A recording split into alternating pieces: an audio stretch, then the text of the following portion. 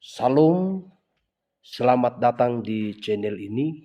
Kiranya sobat sekalian selalu sehat dan baik-baik saja. Kiranya damai sejahtera Allah senantiasa menyertai dan memberkati kita semua. Terima kasih banyak atas support teman-teman untuk channel ini.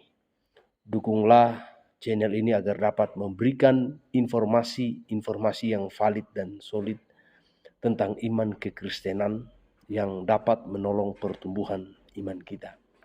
Saat ini kita akan menyaksikan sebuah cuplikan video yang merupakan surat terbuka sekaligus tamparan yang keras untuk seorang Deddy Corbuzier tentang kesalahpahaman dan pengertiannya terhadap Palestina dan kemerdekaannya. Untuk selengkapnya, mari kita saksikan bersama. Halo semua, ini adalah surat terbuka untuk Deddy Corbuzier perihal video di kanal YouTube-nya yang berjudul Elia Miron, Indah G. Woi, kalian sehat! Ada beberapa pernyataan keliru yang Deddy Corbuzier lontarkan di situ yang perlu saya tanggapi.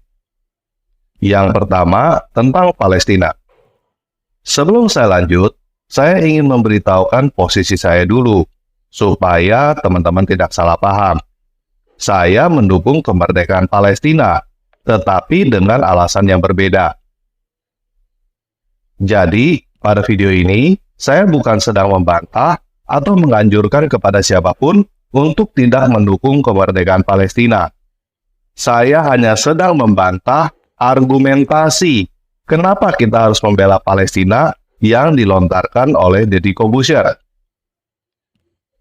Di situ, Deddy Corbuzier berkata bahwa kita harus mendukung kemerdekaan Palestina karena Palestina ada di dalam konstitusi kita. Dan konstitusi yang dikutip oleh Deddy Corbuzier adalah pembukaan Undang-Undang Dasar 1945.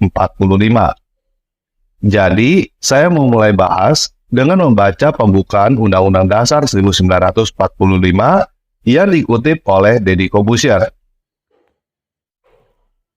Bahwa sesungguhnya kemerdekaan itu ialah hak segala bangsa. Dan oleh sebab itu, maka penjajahan di atas dunia harus dihapuskan karena tidak sesuai dengan peri kemanusiaan dan peri keadilan. Nah, di sini dikatakan bahwa kemerdekaan itu ialah hak segala bangsa. Ini yang dimaksud oleh Deddy Corbuzier bahwa Palestina ada di dalam konstitusi kita dan menjadi poin argumentasi Deddy Corbuzier kenapa kita harus membantu Palestina. Masalahnya adalah kata yang tercantum di situ bukan Palestina, tetapi segala bangsa. Konstitusi kita bukan berkata kemerdekaan ialah hak Palestina, tetapi hak segala bangsa. Pertanyaannya adalah, apakah Palestina adalah bangsa? Yuk, supaya kita tidak salah, dari satu bahasa dulu, kita baca apa arti kata bangsa menurut Kamus Besar Bahasa Indonesia. Ini ya, teman-teman bisa cari sendiri di internet. Saya ambil poin ke-1 dan ke-6 aja yang relevan dengan pembahasan kita. Bangsa adalah 1. Kelompok masyarakat yang bersamaan asal keturunan, adat, bahasa, dan sejarahnya, serta berpemerintahan sendiri. 2. Kumpulan manusia yang biasanya terikat karena kesatuan bahasa dan budaya dalam arti umum dan menempati wilayah tertentu di muka bumi. Nah, sekarang kita sudah mendapatkan definisi apa itu bangsa.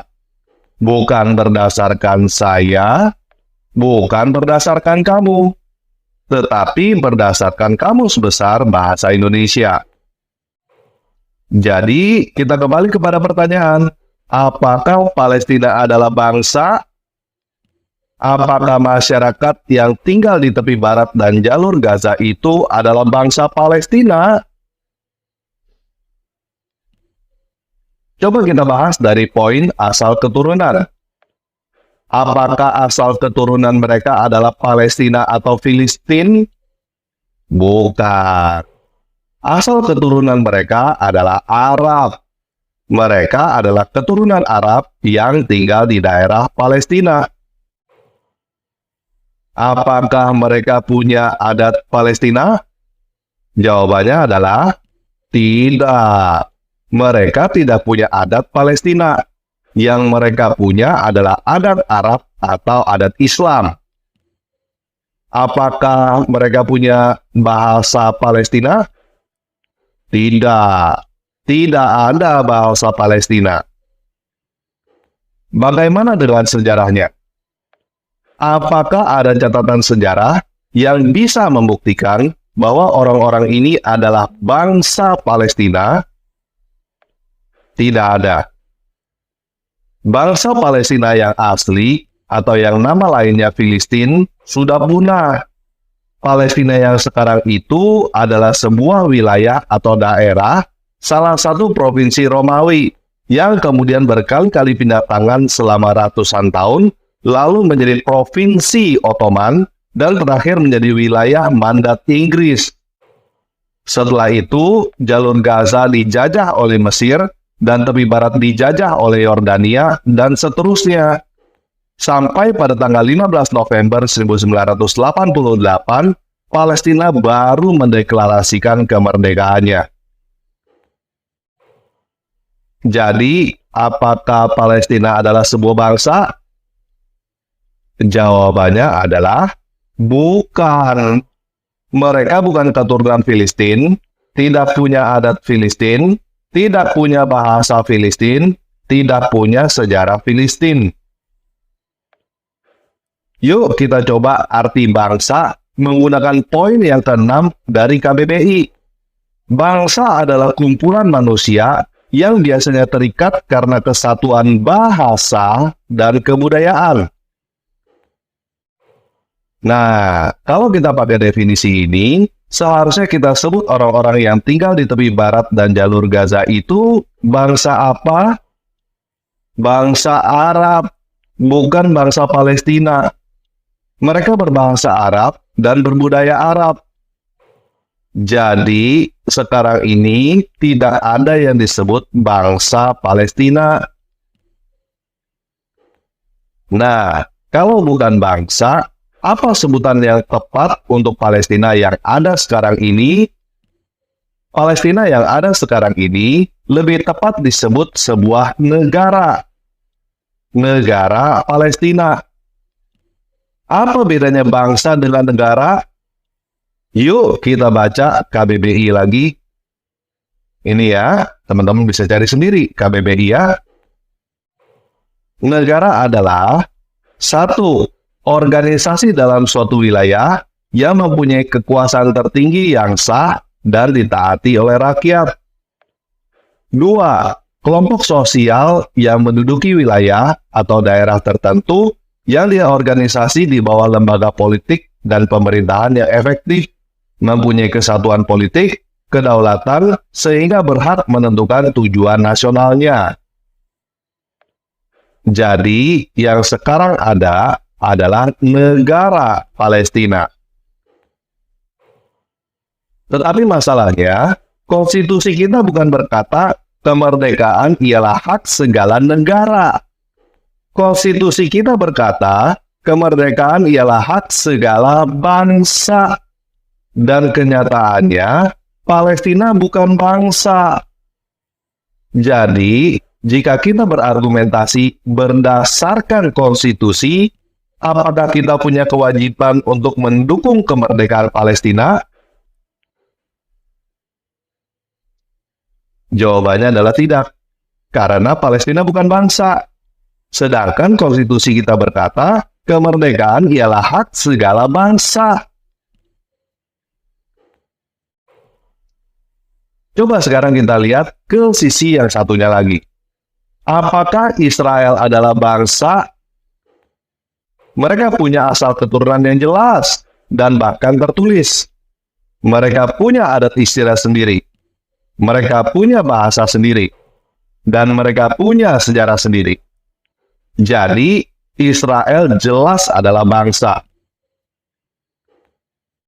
Oleh sebab itu, jika kita mau jujur dan konsisten dengan pembukaan UUD 45, yang ada di dalam konstitusi kita adalah Israel, bukan Palestina. Karena Israel adalah bangsa, Palestina bukan. Dan kemerdekaan ialah hak segala bangsa. Jadi, berdasarkan konstitusi pembukaan UUD 1945, yang seharusnya kita bela kemerdekaannya adalah Israel, bukan Palestina. Tetapi kenyataannya sekarang Indonesia terbalik kan? Kenyataannya sekarang ini Indonesia melanggar konstitusinya sendiri kan? Israel yang memang adalah bangsa tidak didukung kemerdekaannya, tetapi Palestina yang bukan bangsa malah didukung kemerdekaannya. Oleh karena itu, kalau mau mendukung kemerdekaan Palestina, berhentilah menggunakan argumentasi cacat logika karena konstitusi. Pakailah argumentasi lain yang lebih tepat, misalnya kemanusiaan, atau perjanjian Camp David, atau perjanjian Oslo. Jelas ya?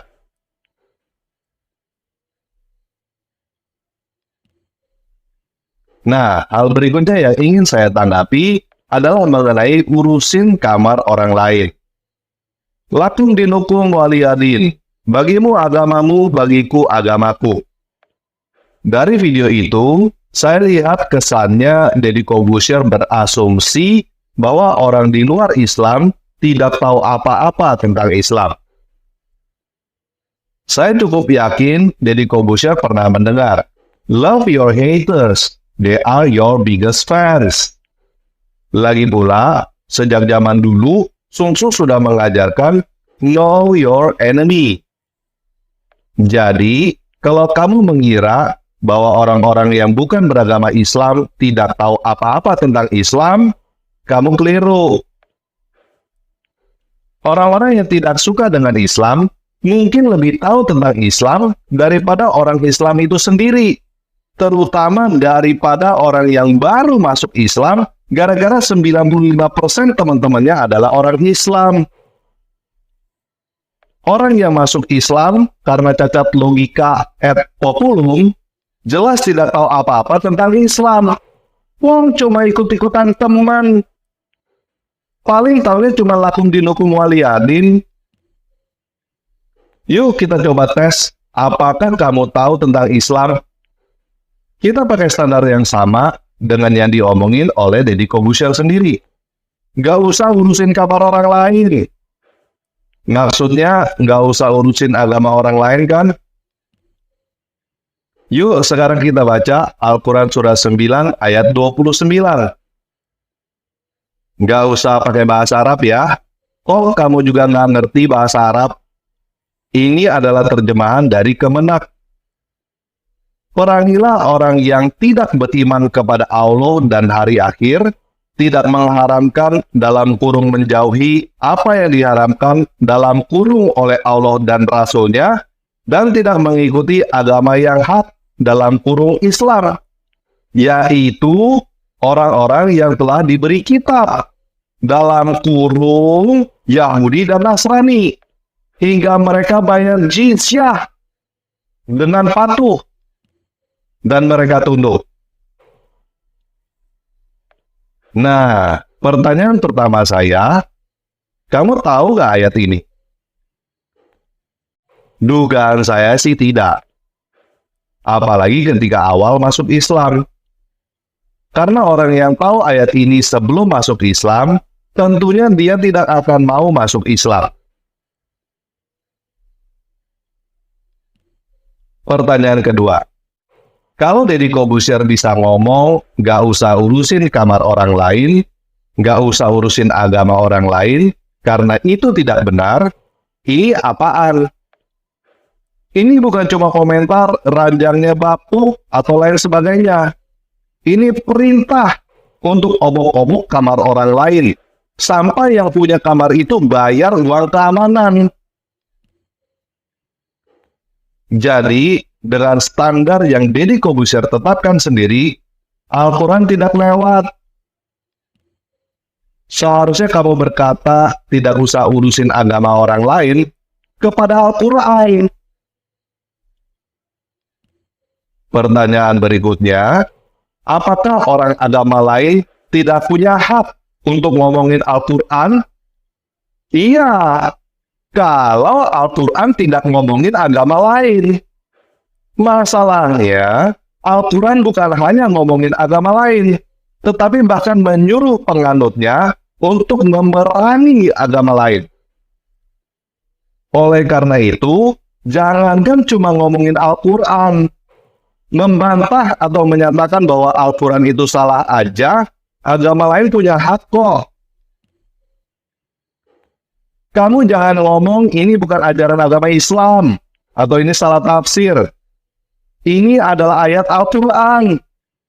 Dan udah berapa banyak teroris yang melakukan aksi bom gara-gara mengamalkan ayat ini.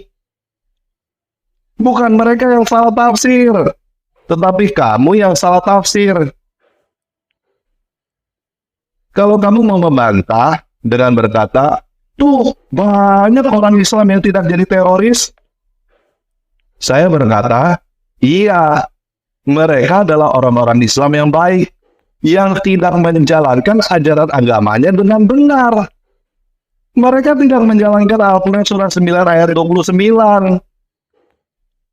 Orang Islam yang baik adalah orang Islam yang tidak menjalankan ajaran Islam. Jadi, kamu jangan mengira orang yang tidak beragama Islam tidak tahu apa-apa tentang Islam. Dan kamu juga jangan mengira orang yang tidak beragama Islam tidak punya hak untuk berbicara tentang Islam. Orang yang bukan beragama Islam punya hak untuk berkata bahwa ajaran Islam mengancam kehidupan mereka, mengancam keluarga mereka, mengancam negara mereka. Mereka yang bukan beragama Islam punya hak untuk berkata bahwa Islam adalah ajaran yang salah. Kalau kamu masih tidak paham, coba posisinya dibalik. Ada agama antah berantah yang punya kitab suci tertulis, perangilah orang Islam sampai mereka bayar upeti. Apakah kamu tidak punya hak untuk ngomongin agama antah berantah itu? Apakah kalau kamu ngomongin agama antah berantah yang isinya menyuruh perangi orang Islam, itu berarti kamu ikut campur urusan agama lain? Kalau ada agama antah berantah yang di dalam kitabnya tertulis, perangilah orang Islam sampai mereka bayar upeti, kamu punya hak untuk ngomongin agama itu. Bahkan menyatakan agama itu ngawur. Walaupun misalnya belum ada orang yang pernah memerangi orang Islam sampai mereka bayar upeti berdasarkan ajaran agama itu. Ini di dalam Al-Quran jelas tertulis, perangilah orang yang beragama lain sampai mereka bayar jizyah, dan sudah banyak yang mempraktekannya. Jadi, kalau kamu berkata jangan urusi agama lain, coba ngomong ke Al-Quran dulu.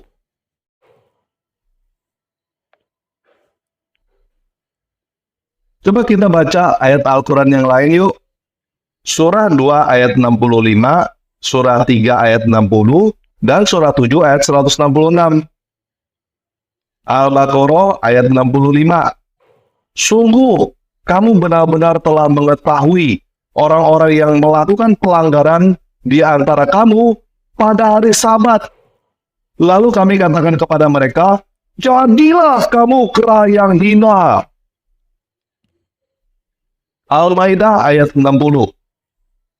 Katakanlah dalam kurung Nabi Muhammad, apakah akan aku beritakan kepadamu tentang sesuatu yang lebih buruk pembalasannya daripada itu di sisi Allah? Dalam kurung yaitu balasan orang-orang yang dilaknat dan dimurkai Allah, dalam kurung yang di antara mereka dia jadikan kera dan babi. Dalam kurung di antara mereka ada pula yang menyembah togut. Mereka itu lebih buruk tempatnya dan lebih tersesat dari jalan yang lurus. Al-A'raf 166. Kemudian, ketika mereka bersikeras dalam kurung melampaui batas terhadap segala yang dilarang, kami katakan kepada mereka, jadilah kamu kera yang hina. Coba kamu cari tahu siapa yang lagi diomongin oleh ayat-ayat Al-Quran ini. Yahudi.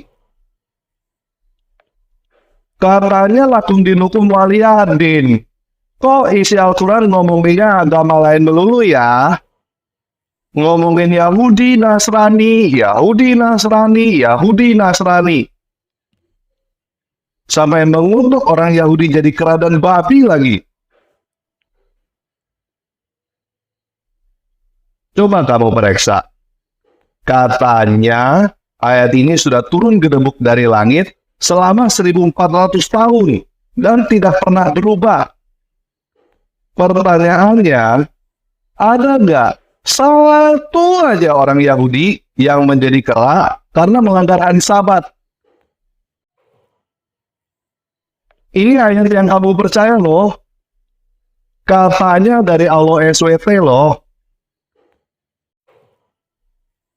Bisakah kamu buktikan ada orang Yahudi yang jadi kera karena melanggar hari Sabat seperti yang dikatakan oleh si kami di dalam Al-Quran? Bisakah kamu membuktikan bahwa Al-Quran benar? Saya sih bisa membuktikan bahwa Al-Quran salah. Saya bisa membuktikan banyak orang Yahudi yang tidak jadi kera karena melanggar hari Sabat. Jadi, pesan saya untuk Deddy Corbuzier, tolong ajarkan lakum dinukum waliyadin itu kepada Tuhanmu yang baru itu dulu ya. Tolong bilangin dia, nggak usah ngomongin Yahudi dan Nasrani mulu di dalam kitabnya. Dia banyak ngertinya tentang Yahudi dan Nasrani. Tapi yang lebih baik daripada itu, lebih baik kamu pertanyakan, apakah benar Al-Quran adalah wahyu dari Tuhan? Saya dengar kamu sudah keliling dunia. Saya cukup yakin kamu tahu bahwa matahari tidak terbenam di air yang berlumpur hitam. Seperti yang dikatakan oleh Allah SWT di dalam Al-Quran surah 18 ayat 86. Seharusnya kamu mengerti bahwa Tuhan yang benar tidak mungkin memberikan informasi bahwa matahari terbenam di air yang berlumpur hitam, kan? Jadi, coba deh, kamu baca sendiri seluruh Al-Quran yang diterjemahkan ke dalam bahasa Indonesia dulu. Saya cukup yakin kamu tidak sebodoh itu kemakan sugesti orang yang menyuruh kamu untuk percaya buta apa yang tidak kamu ketahui. Saya cukup yakin kamu bisa mengerti bahwa orang yang memberikan sugesti bahwa kamu harus belajar bahasa Arab dulu supaya bisa mengerti isi Al-Quran cuma mau ngelama-lamain. Sampai akhirnya kamu tidak pernah tahu apa yang sebenarnya tertulis di dalam Al-Quran. Yang terakhir, kamu kan berbicara tentang kemanusiaan. Katanya, Nabi kamu itu adalah manusia yang berakhlak paling mulia, kan? Coba deh, buang dulu sugesti bahwa Muhammad adalah Nabi yang berakhlak paling mulia. Coba kamu pertanyakan, apakah klaim bahwa Muhammad adalah manusia yang berakhlak paling mulia itu beneran atau cuma ilusi? Coba kamu cari tahu, bagaimana Nabi kamu itu meninggal? Kamu belum tahu bagaimana Nabi kamu meninggal, kan? Coba cari tahu, kenapa Nabi barumu itu mati diracun oleh perempuan Yahudi? Kenapa sebelum kamu masuk Islam, dan mungkin sampai sekarang, tidak ada yang menceritakan kepada kamu, sebenarnya kenapa perempuan Yahudi itu meracuni Nabi kamu?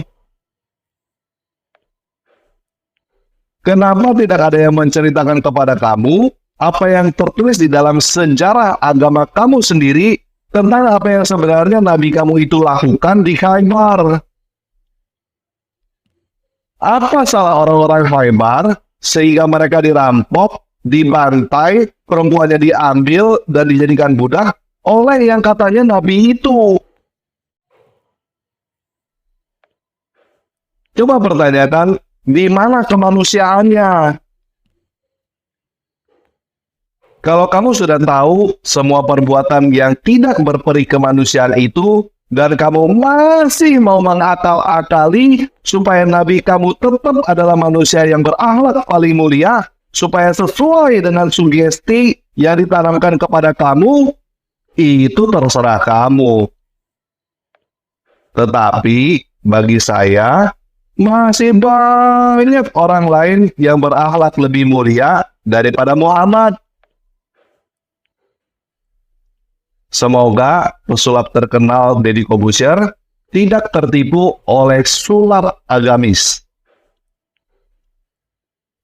Oke, sekian tanggapan saya. Yesus Kristus masih mengasihi kamu. Sobat sekalian yang terkasih, dari cuplikan video yang sudah kita saksikan bersama, dapat kita menarik suatu kesimpulan bahwa pemahaman dan pengertian yang benar yang dapat menuntun kita maupun orang lain kepada jalan yang benar.